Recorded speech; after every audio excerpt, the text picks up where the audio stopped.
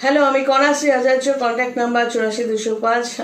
নিচে নাম্বারটা দেওয়া আছে। ফ্রি কনসালটেন্সি পেতে গেলে যা করতে হবে আগেও বলেছি যে ফ্রি কনসালটেন্সি কিভাবে পাবে ভিডিওটা দেখে নাও। অনেকগুলো ভিডিও আছে, সেগুলো দেখে ডেটাবেস পাঠিয়ে দিও। আমি অবশ্যই 10-15 মিনিটের জন্য ফ্রি কনসালটেন্সি দেব। এবং কোনো মানুষ চালাকি করে বলে আপনার থেকে হেল্প পেলাম না। হেল্প আলাদা করে পাওয়া ফ্রিতে যায় না। আমি তো আর সরকার নেই যে ফ্রিতে টাকা দেবো, এই দেবো ওই দেবো। আমি সাধারণ জ্যোতিষী আর তান্ত্রিক হিসেবে কাজ করি। আমার নিজস্ব কিছু সিস্টেম আছে, সেই সিস্টেমে এসো, যতটা পারবো নিশ্চয়ই করব। কোনো কাজ পেতে গেলে এগ্রিমেন্ট অবশ্যই করতে হবে, সেটাও প্রসেস বলে দিই। তবে ফ্রি কনসালটেন্সি তো প্রথমে 10-15 মিনিট পেয়ে যাচ্ছ, আবার কি চাই? বারবার ফ্রিতে পাওয়াটা একটা ধান্দাবাজি বলে। যে মানুষরা খালি ফ্রিতে বারবার পেতে চায় তো বুঝতেই যাবে সেই মানুষগুলো ধান্দাবাজ। যাই হোক, এবার আজকে সাবজেক্টটা আগের ভিডিওটার রেস ধরে বলি। এই পজিটিভনেস নিয়ে বলছিলাম।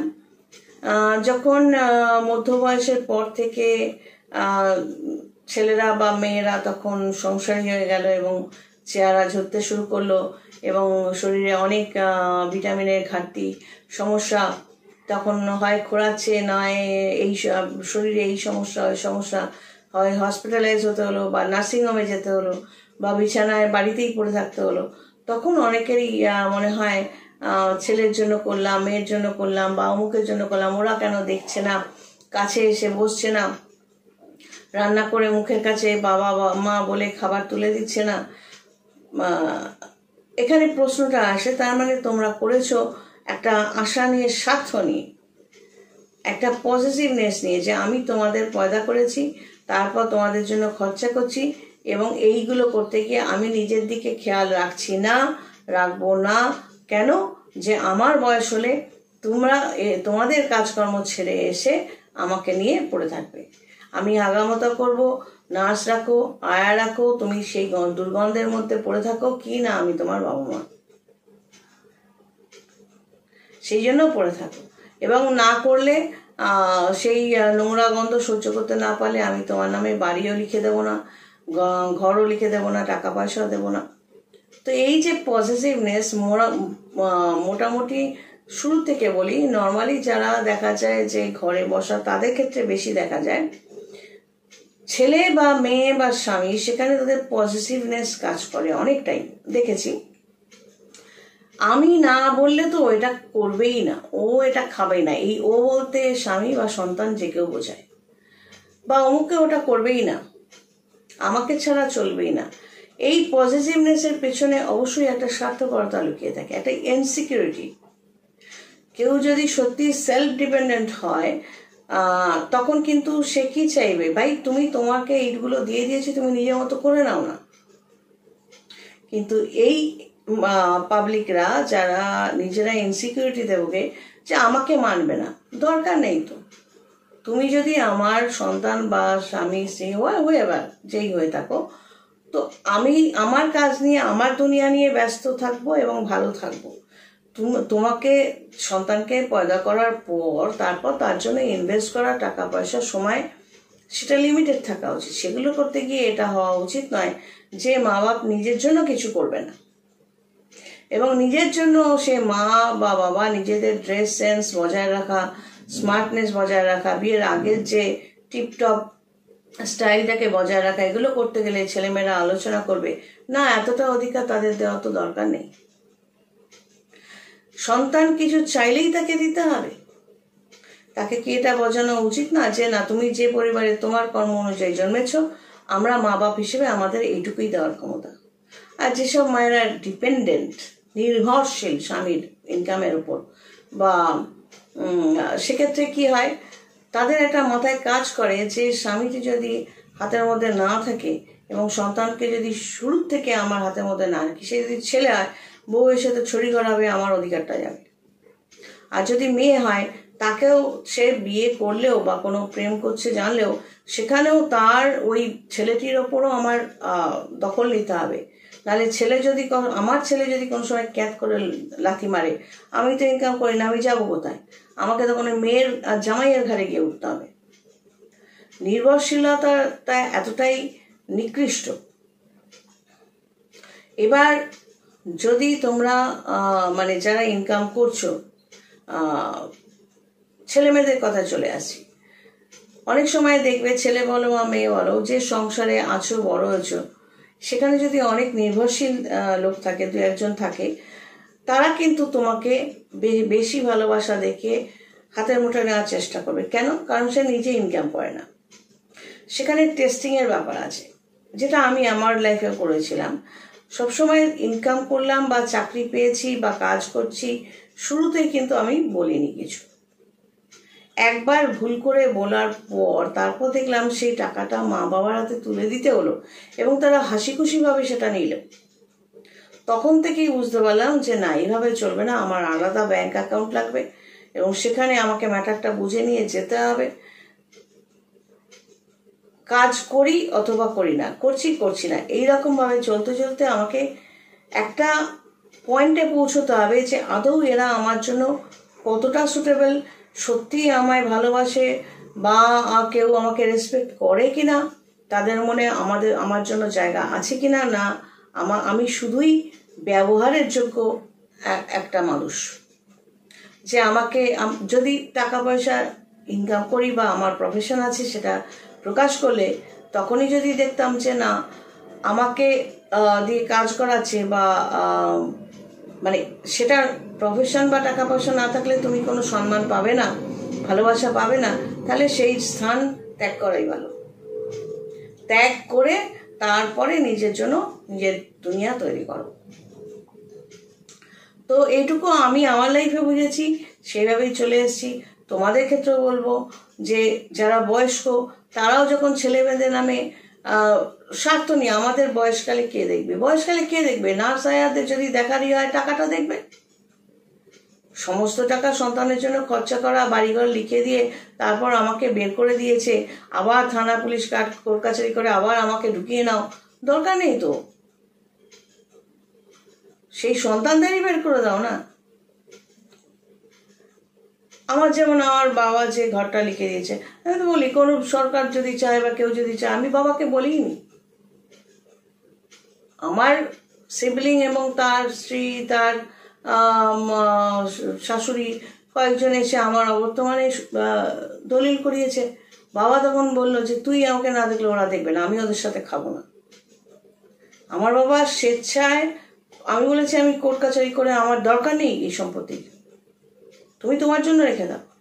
যেহেতু আমার কাছেই রান্না বান্না করে খাবে, আমাকেই তার কাছে থাকতে হবে, সেই জন্য সে পাশের এক প্রতিবেশী নাগ আছে, সেখানে বসে কমিশন করিয়ে আমাকে দিয়ে সইসাবুত করে নিল। তো এইভাবে সমস্ত কিছু তো সন্তানের নামে লিখে না, দরকার নেই। দরকার হলে সম্পত্তি বিক্রি করে সেই টাকায় নিজে ট্রিটমেন্ট করো। অনেক সময় মা বাবারা এতটা পজিটিভ হয়ে যায় বলেই কিন্তু ছেলেমেয়েরা চাকরির নামে দূরে চলে যায়, আসতেই চায় না। তো নিজে নির্ভরশীল, এটা একটা অক্ষমতা। এই অক্ষমতাটাকে ওভারকাম করতে গেলে অবশ্যই নিজের জন্য নিজের কিছু করা উচিত, সে ছেলে হোক চাই মেয়ে হোক। শুধু নাচাকোদা করাটাই তো আর স্বনির্ভর হওয়া নয়। যাই হোক, এই পজিটিভনেসটা আমি আবারও বলছি, জ্যোতিষের আঙ্গিকে প্রথম কথা হলো নির্ভরশীল মানুষ সে নিজের নির্ভরশীলতা বা অক্ষমতাকে ঢাকছে কিভাবে? ভালোবাসা, সেন্টিমেন্ট, আমি তোকে কত ভালোবাসি বা আমি তোমাকে কত ভালোবাসি, আমার এই খরচগুলো দাও, তাই না? এই নির্ভরশীলতাটা একটা অক্ষমতা। এই নির্ভরশীলতা মানে তার নিজস্ব জন্ম লগ্ন এবং রাশি অনুযায়ী তার 2nd হাউস এবং 11th হাউস কাটা, তাই তার নিজস্ব কোনো বিদ্যে বা প্রফেশনে সে ইনকাম করতে পারে না। বুধটা অবশ্যই খারাপ পজিশনে, সেই জন্য বক্র বুদ্ধি, মানে সে নিজের জন্য নিজে কিছু করে সেটা ডেলি 100 টাকার মজুরিও পেয়েও যদি কোনো কাজ করে, চাই লোকের বাড়ি কাজ করে হলো, যেভাবেই হোক, নিজের নিজেকে নির্ভরশীল না করে স্বনির্ভর করার যে চিন্তাধারা সেটা তার নেই।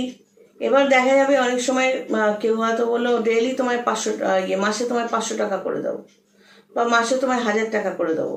তখন এই নির্ভরশীল মানুষগুলো ওই টাকাটা পেয়ে ডেফিনেটলি কিছু মানুষ তো থাকবেই, সেদিন একটা মৎসব হবে, মানে মাছ মাংস খাওয়া এলাহি পার্টি ফার্টি হবে। এবার কেউ বললো তোমাদের এইটা এত টাকা করে দেওয়া হচ্ছে, ঘর বাড়ি বানিয়ে নাও। তারা কি করবে? ওই টাকাটা দিয়ে অন্য জায়গায় বাসস্থান কেনার চেষ্টা করবে। তো সরকারের নামে যারা আছে তারা যে হেল্প করছে না তা না, হেল্প করার চেষ্টা করে, কিন্তু কিছু মানুষ তো এমন থাকেই, সে সাইকেল হয়তো বিক্রি করে দিয়ে বসে রইল, সেই টাকাটায় মদ খেয়ে গড়াগড়ি খাচ্ছে, গাঁজা খাচ্ছে।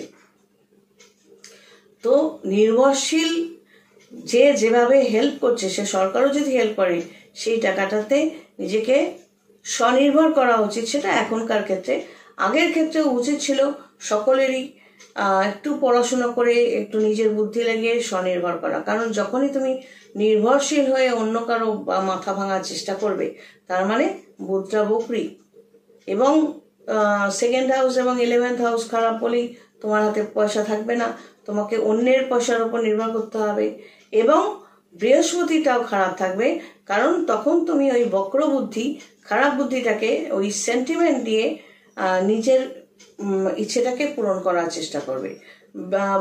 বৃহস্পতি বক্রি হোক, চাই খারাপ স্থানে থাকুক, চাই রাহু দৃষ্ট হোক, চাই শনি দৃষ্ট হোক, মোদ্দা কথা বদমাইশি বুদ্ধি তোমার মাথা থেকে বেরোবেই।